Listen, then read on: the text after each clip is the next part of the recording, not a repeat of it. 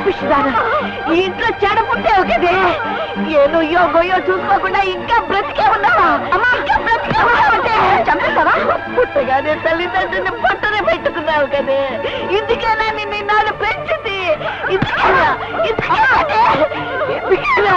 అమ్మా ఆగమ్మా. అమ్మా, ఏం జరిగిందో చెప్పకుండా వెళ్ళిపోతున్నావే? ఏమీ లేదు బాబు, ఏమీ లేదు. బుట్టలో ఉన్న పావును దాచిపెట్టగలం కానీ కడుపులో ఉన్న పిండాన్ని దాచిపెట్టలేమమ్మా. అది కాదు బాబు. తప్పు చేయకముందు పడే దెబ్బకు విలువ ఉంది కానీ తప్పు చేశాక చేయవలసింది దండించడం కాదమ్మా, సరిదిద్దటం. చెప్పు రాధ, ఎలా జరిగింది ఇది? ఒకరోజు బాబు నన్ను పిక్నిక్ తీసుకెళ్ళాడు.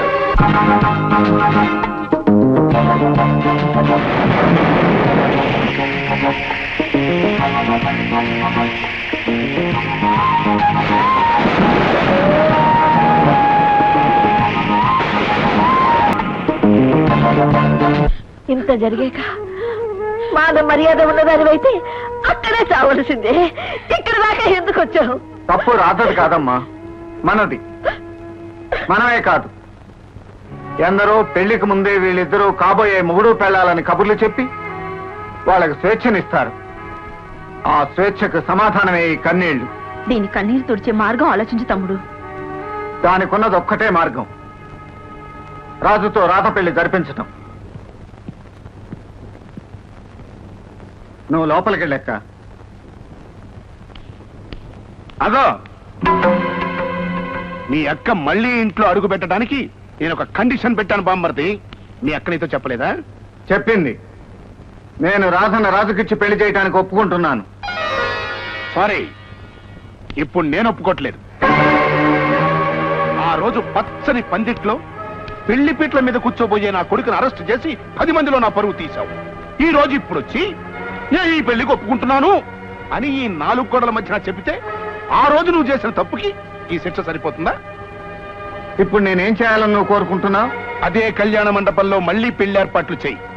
అదే 10 మంది పెద్ద మనుషుల్ని బొట్టు పెట్టి పిలు. వాళ్ళందరూ చూస్తూ ఉండంగా నువ్వు నా కాళ్ళు పట్టుకుని క్షమాపణ చెప్పాలి. జరిగేది నా అన్న కూతురు పెళ్లి కాబట్టి నీ కొడుకు కాళ్ళు కడిగి కన్యాదానం చేస్తాను గాని నా కంఠంలో ప్రాణం ఉండగా నీ కాళ్ళు పట్టుకుని క్షమాపణ కోరను. కోరద్దు. కోరకపోతే మీ అక్క శాశ్వతంగా పుట్టింటూనే ఉండిపోతుంది. ఓకే? మా అక్క ఈ ఇంటి గడప దాడితే నీ కూతురు నా ఇంటి గడప తొక్కదు. శాశ్వతంగా నీ ఇంట్లోనే ఉండిపోతుంది. ఓకే? నాన్న, అమ్మ శాశ్వతంగా పుట్టింట్లోనే ఉండాలని నిర్ణయం అయితే నేను ఈ జన్మలో నీ మొహం చూడను. నేను మా ఇంటికే వెళ్ళిపోతాను. ఆగో, మీ ఇల్లు నా ఇల్లు ఫుట్బాల్ కోర్టు లాంటివి బావగారు. ఆ బాల్ను నువ్వు నా కోర్టులోకి తంతే ఈ బాల్ను నేను నీ గోల్లోకి తంతాను. ఇదిగో, నీ కూతుర్ని నేను వదిలేస్తున్నట్టు ఇస్తున్న డైవర్స్ నోటీస్.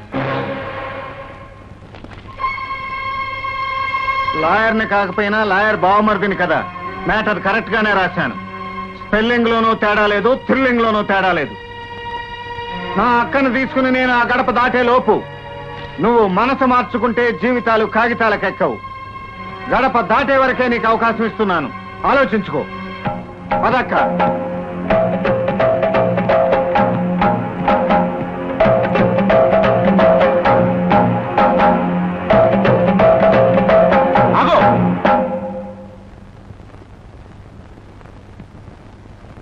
నేను ఈ పెళ్లికి ఒప్పుకుంటున్నాను.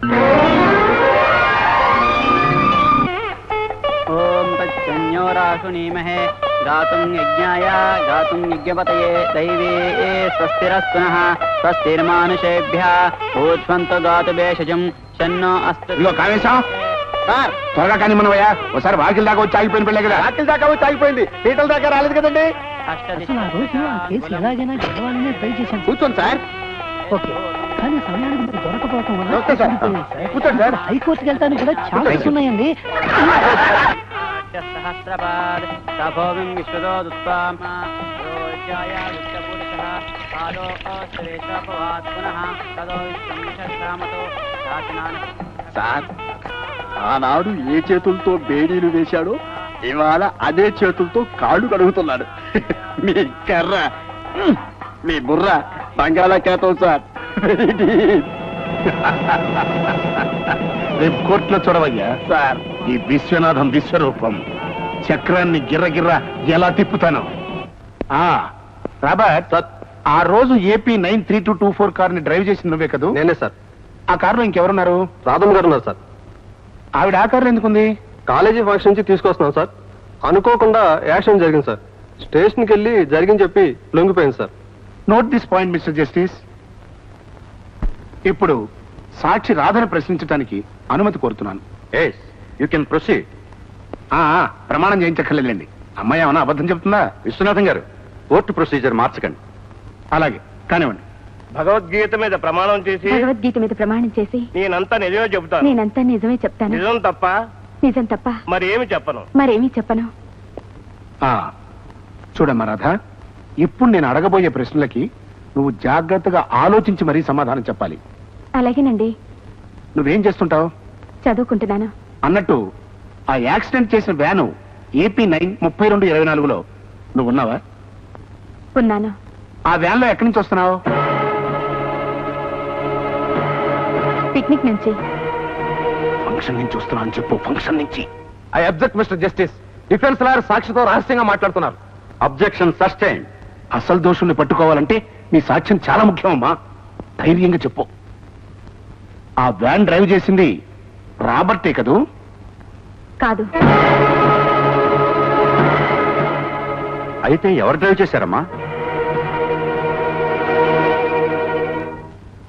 నా భర్త రాజు. అయితే ఆయన కావాలని ఆ పని చేయలేదు.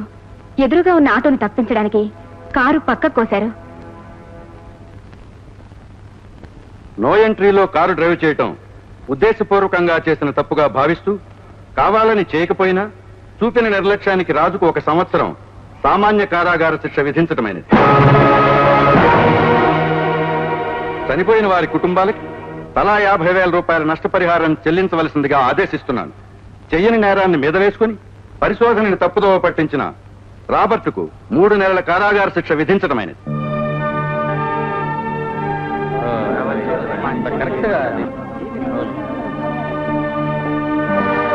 బావా, అబద్ధం చెప్పలేకపోయాను. నన్ను క్షమించు. అరే లే రాధా, నువ్వు మంచి పనే చేశావు. ఎప్పుడు వాళ్ళు నన్ను అరెస్ట్ చేస్తారేమోనని క్షణక్షణం చచ్చే కంటే ఆ జైలే నయం. నువ్వేం బాధపడమా. ఎంత 1 ఏడాదిగా వస్తా. రాజు, ఇప్పుడు నువ్వు నిజంగా రాజావు అనిపించుకున్నావురా. ఈ జ్ఞానోదయం మీ నాన్నకి ఎప్పుడు కలుగుతుందో? పద.